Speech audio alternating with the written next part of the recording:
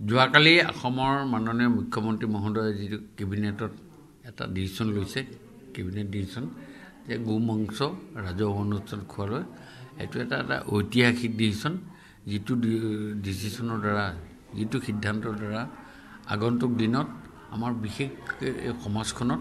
এটা যথেষ্ট সুন্দৰ পৰিৱেশ সৃষ্টি হ'ব বুলি ভাবিছোঁ আৰু সেইকাৰণে তেখেতৰ যিটো সিদ্ধান্ত সেই সিদ্ধান্তক আমি পূৰ্ণ সমৰ্থন জনাইছোঁ আৰু এনেকুৱা ধৰণৰ সিদ্ধান্তই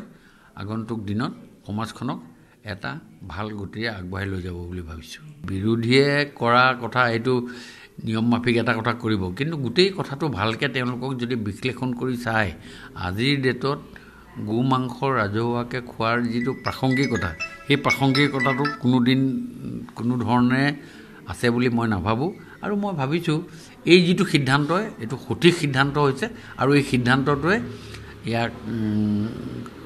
হৈ থকাটোকে চলি থকাটোকে আজি মোৰ ফালৰ পৰা মই বিচাৰিছোঁ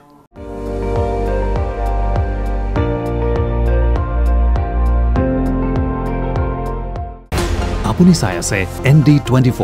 সৰ্বশ্ৰেষ্ঠ নহয় সৰ্বোত্তমৰ দৌৰা